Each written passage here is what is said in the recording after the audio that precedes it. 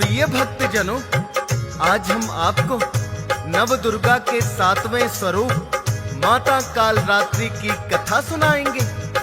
प्रिय भक्तों, जैसा कि नाम से ही ज्ञात है, माता कालरात्रि का वर्ण काली रात के समान काला है।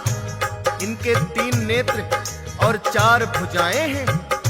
दाहिने दोनों भुजाएं क्रमशः वर मुद्रा और अभय मुद्रा में हैं, तथा बाईं दोनों भुजाओं में माता ने फरसा और लोहे का कांटा धारण किया है। इनके गले में विद्युत माला और बाल बिखरे हुए दिखाई पड़ते हैं। माता कालरात्रि का ये रूप देखने में तो भयंकर लगता है, किंतु भक्तों को माता सदैव शुभ फल प्रदान करती हैं। इसलिए इनका एक नाम शुभंकरी भी है। तो आइए भक्तों, सुनते हैं माता कालरात्रि की महिमा और कथा।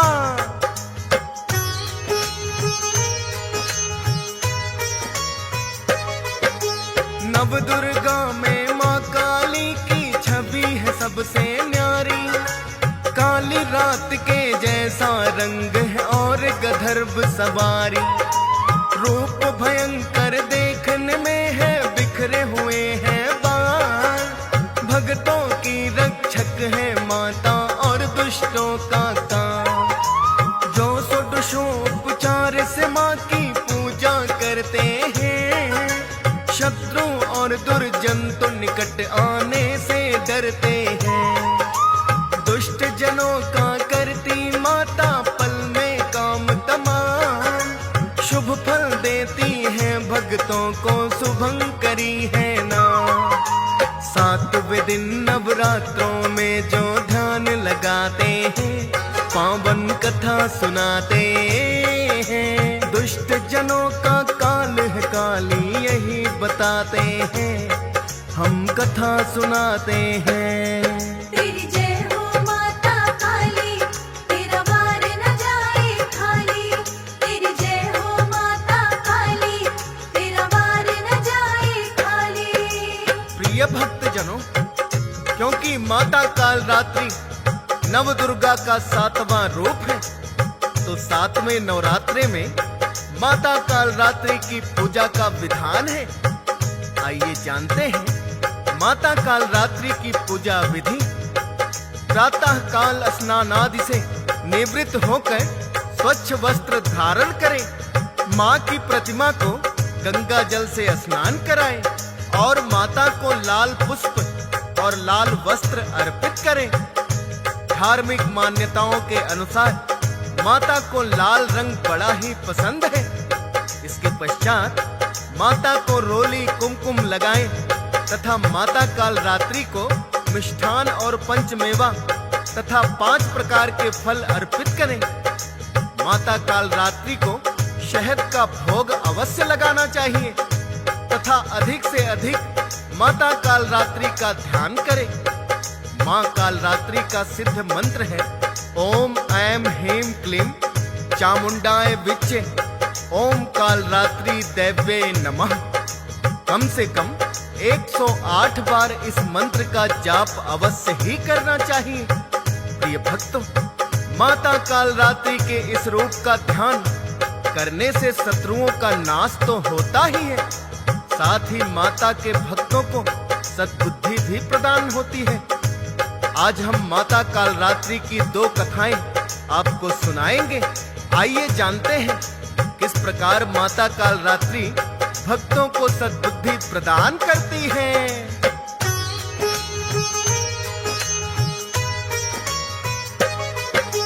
भीम शुक्ल नामक राजा था काशी नगरी का। विदुषी थी बड़ी उसकी पुत्री, नाम था विद्योत्मा। विद्योत्मा का विवाह राजा ने करना जब चाहा, शर्त में विद्योत्मा ने अपने पिता को है बताया। यदि आपने मेरे विवाह का मन में लिया है ठान, उससे विवाह करूंगी जो हो मुझसे भी विद्वान। शास्त्रार्थ में आकर के जो मुझे हराएगा, में मुझे पिताश्री वो ही पाएगा। राजा शर्त अपनी पुत्री की मान ही जाते हैं, पावन कथा सुनाते हैं। दुष्ट जनों का काल है काली यही बताते हैं, हम कथा सुनाते हैं। तेरी जय हो माता काली, तेरा वार न जाए खाली। तेरी जय हो माता काली, तेरा वार न जाए खाली।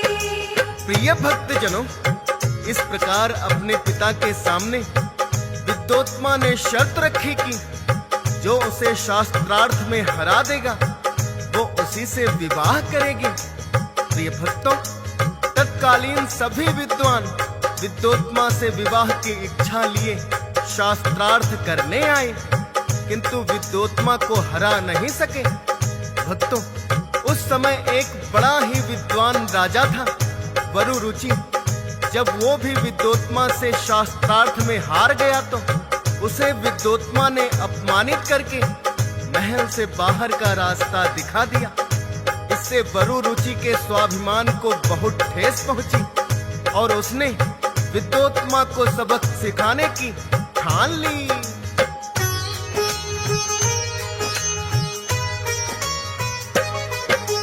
उत्तम अवसर वरुरुचि ने फिर तो शीघ्र ही पाया, अपने मंत्रियों संग शिकार को जब वन में आया। एक वृक्ष की शाखा पर एक बैठा चरवाहा, जिस शाखा पर बैठा था उसको ही काटना चाहा। पीछे बैठा और सामने आरी चलाता है, कट गई जब शाखा तो खुद भी वो गिर जाता है। महामूर्ख है बड़ा ही ये वरुरुचि ने जान लिया, विद्योत्मा से इसका विवाह कराऊं ठान लिया। अपने साथ उस चरवाहे को लेकर आते हैं, पावन कथा सुनाते हैं। दुष्ट जनों का काल है काली यही बताते हैं, हम कथा सुनाते हैं। तेरी जय हो माता काली, तेरा वार न जाए खाली। तेरी जय हो माता काली, तेरा वार न जाए खाली। प्रिय भक्तजनों, उस चरवाहे को जब वरुरुचि ने देखा तो जान लिया कि इससे महामूर्ख इंसान कोई नहीं हो सकता और विद्योत्मा को सबक सिखाने के लिए किसी प्रकार इसके साथ विवाह करवाना होगा। उस चरवाहे से जब वरुरुचि ने पूछा कि तुम्हारा नाम क्या है, तो उसने अपना नाम दास बताया।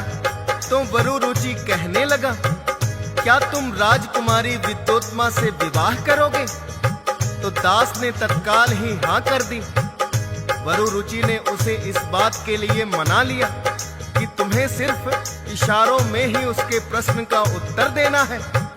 फिर उस चरवाहे को अच्छे वस्त्र पहनाकर अनेक पंडितों के साथ विद्योत्मा के सामने लाए और कहने लगे कि ये तुमसे शास्त्रार्थ करने के लिए तैयार है, किंतु इसने मौन व्रत धारण किया है, अतः ये केवल इशारे में उत्तर देगा।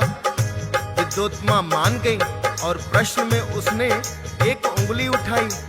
दास ने सोचा कि ये मेरी एक आंख फोड़ने के लिए बोल रही है।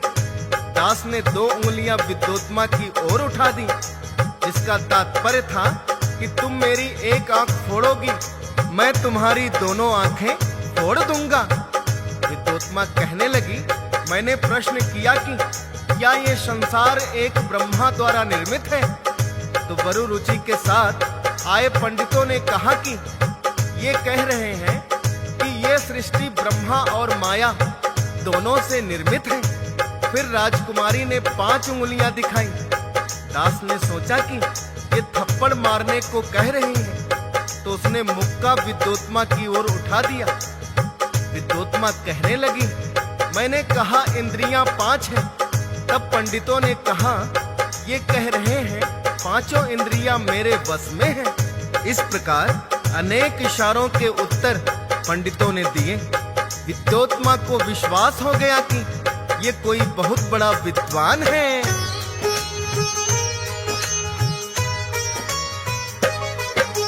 विद्योत्मा ने दास को समझा बहुत बड़ा विद्वान।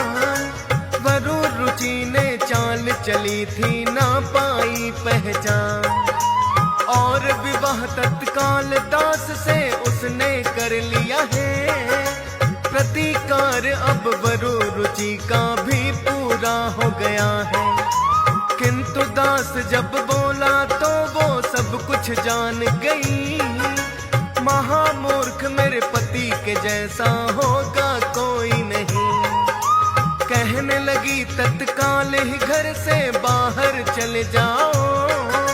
मेरे साथ यदि रहना है बन के विद्वान दिखाओ। इतना सुनकर दास तो बाहर चले ही जाते हैं, पावन कथा सुनाते हैं। दुष्ट जनों का काल है काली यही बताते हैं, हम कथा सुनाते हैं। तेरी जय हो माता काली, तेरा वार न जाए खाली। तेरी जय हो माता काली, तेरा वार न जाए खाली।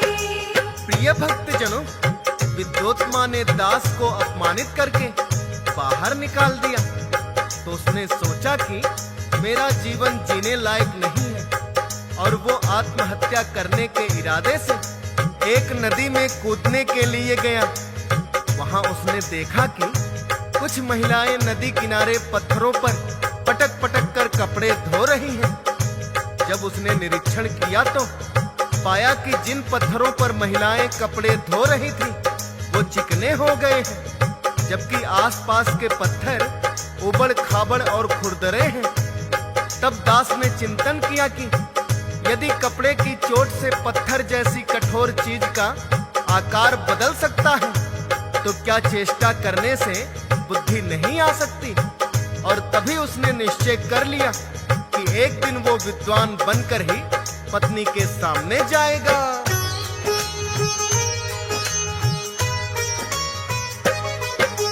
मन ही मन में फिर तो दास ने सोच लिया इतना, निश्चित रूप से अब मुझको विद्वान ही है बनना।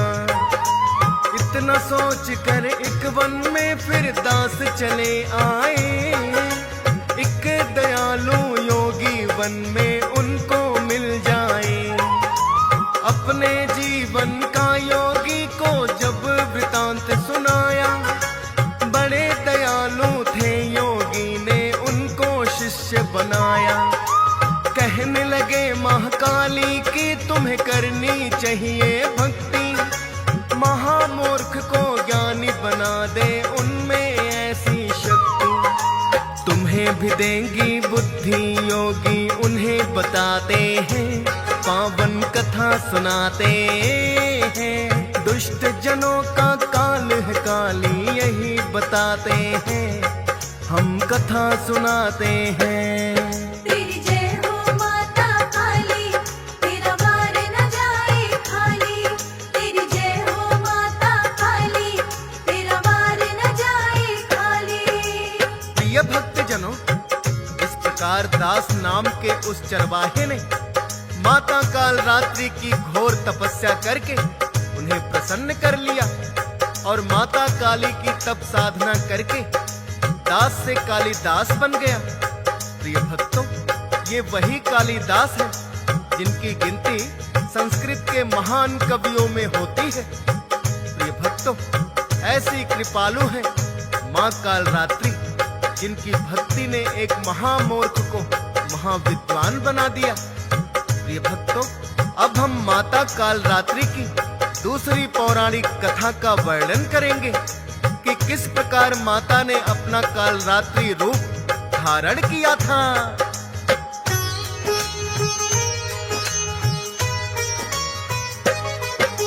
शुंभ निशुंभ नाम के दैत्य थे दोनों सगे भाई।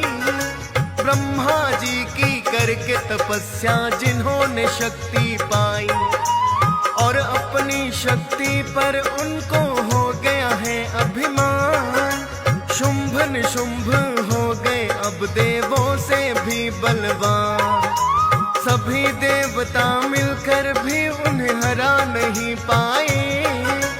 अत्याचार अब शुंभ निशुंभ के बढ़ते ही जाए। स्वर्ग सिंहासन पर भी उनका हो गया है अधिकार। इंद्र सहित सभी देवतागण जब गए युद्ध में हार। भोलेनाथ की शरण में देव सभी आ जाते हैं, पावन कथा सुनाते हैं। दुष्ट जनों का काल है काली यही बताते हैं, हम कथा सुनाते हैं। तेरी जय हो माता काली, तेरा वार न जाए खाली। तेरी जय हो माता काली, तेरा वार न जाए खाली। प्रिय भक्तजनों, जब सभी देवताओं ने भोलेनाथ से आकर विनती की तो भोलेनाथ ने माता पार्वती की ओर देखा। माता पार्वती देवताओं की पीड़ा जानती थी। उन्होंने देवताओं को आश्वस्त किया कि शीघ्र ही शुंभ निशुंभ के अत्याचारों से मुक्ति दिलाएंगी। सभी देवता माता को प्रणाम करके लौट गए। माता ने अपनी शक्ति से एक बड़ी ही अलौकिक शक्ति का निर्माण किया, जो सुंदर कन्या बनकर पर्वत पर तपस्या करने बैठ गई।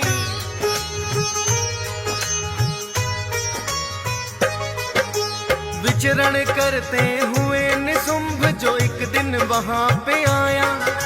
देखी जो सुंदर कन्या तो उसका मन ललचाया।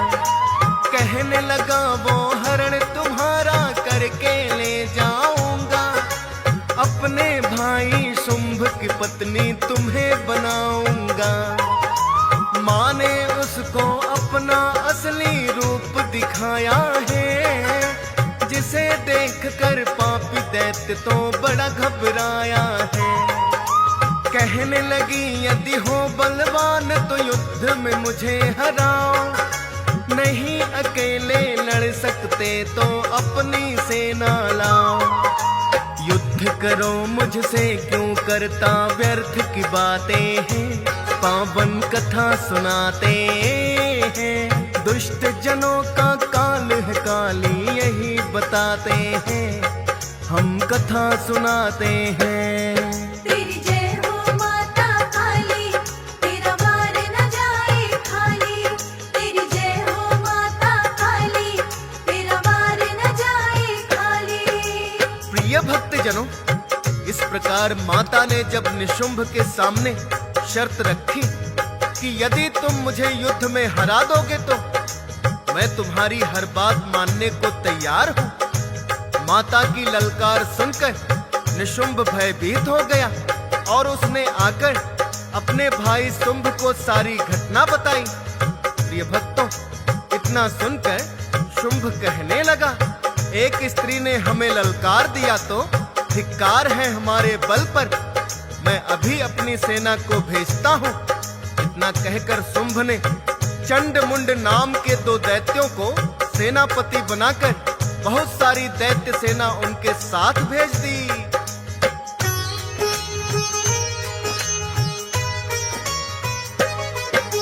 चंड मुंड जब सेना लेकर युद्ध करने को आए, माता की शक्ति के आगे दानव टिक नहीं पाए। माँ ने ऐसा रणचंडी का रूप बनाया है, एक एक कर सब दैत्यों को तो मार गिराया है। शुंभ निशुंभ को एक दैत्य ने आकर जब है बताया, एक नारी ने सब दैत्यों को ही परलोक पठाया। शुंभ निशुंभ के क्रोध की अब तो नहीं रही कोई सीमा। युद्ध भूमि में आए दोनों लेकर बाकी सेना, किंतु अधिकतर दानव फिर से मारे जाते हैं। पावन कथा सुनाते हैं। दुष्ट जनों का काल है काली यही बताते हैं, हम कथा सुनाते हैं। तेरी जय हो माता काली, तेरा वार न जाए खाली। तेरी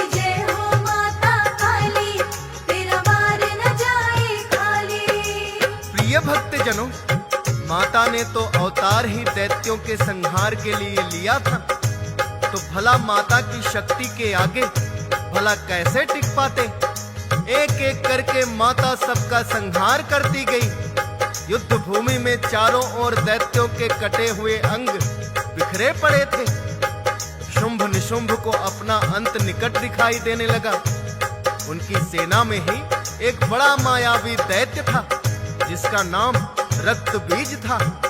जब वो युद्ध करने के लिए आया तो माता ने अपने त्रिशूल से उसकी गर्दन पर प्रहार किया, जिससे रक्त बीज की गर्दन दूर जा गिरी। किंतु ये क्या, रक्त बीज के रक्त की जितनी बूंदें धरती पर गिरी उतने ही रक्त बीज बन गए और सभी माता के ऊपर अपने शस्त्रों से प्रहार करने लगे। किंतु उनके शस्त्रों का प्रहार माता को पुष्प बाणों जैसे प्रतीत हो रहा था। किंतु माता जितने भी रक्त बीजों का वध कर रही थी, उन सब के रक्त से और रक्त बीज बन जाते।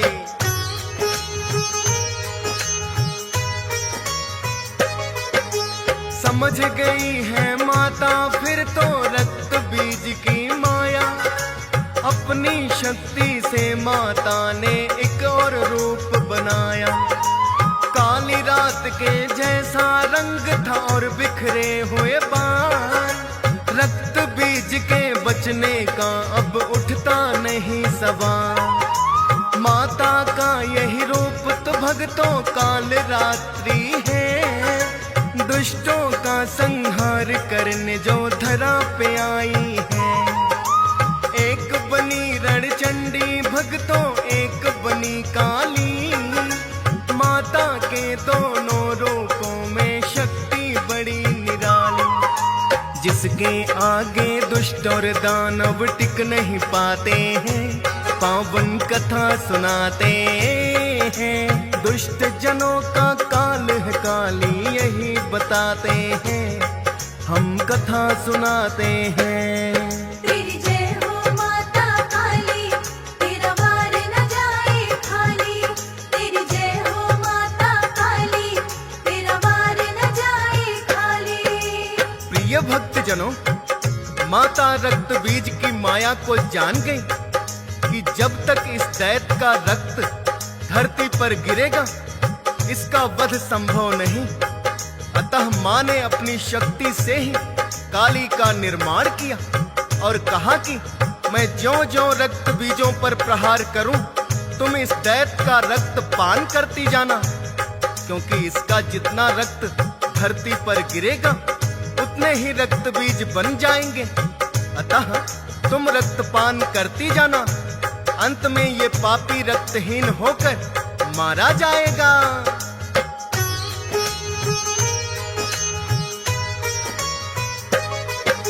रणचंडी बन करके तो मां ने है प्रहार किया और काली ने रक्त बीज का सारा ही रक्त पिया। तब जा करके रक्त बीज का माता वध करती है। दैत्यों के अंगों से पट जाती ये धरती है। शुंभ निशुंभ को भी माता ने दिया अंत में मार। सब देवों ने मिलकर बोली माँ की जय जयकार। रक्त बीज के वध को माँ ने भक्तों ये रूप बनाया। रक्त बीज के साथ ही उसकी खत्म हो गई माया। माँ के हाथों सब दानव जब मारे जाते हैं, पावन कथा सुनाते हैं। दुष्ट जनों का काल है काली यही बताते हैं, हम कथा सुनाते हैं। तेरी जय हो माता काली, तेरा वार न जाए खाली। तेरी जय हो माता काली, तेरा वार न जाए खाली।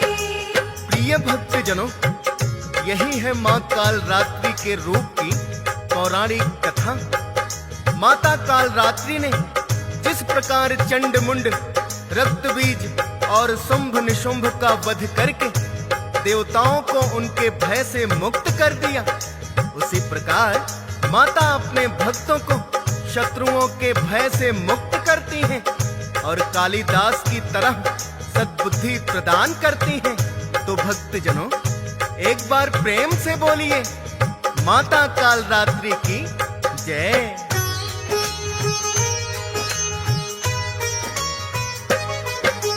कालरात्रि रूप में माता भक्तों की हितकारी, इनके ध्यान से जीवन की विपदाएं दूर हो सारी।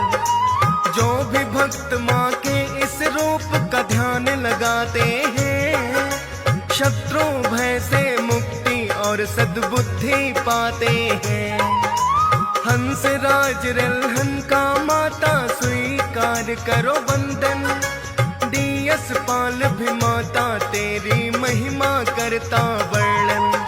फौज सुरेश पे भी तो आशीर्वाद आपका है, अपने मन में नाम जो रखता याद आपका है। सच्ची भक्ति आपकी बाकी झूठे नाते हैं, पावन कथा सुनाते हैं। दुष्ट जनों का काल है काली यही बताते हैं, हम कथा सुनाते हैं।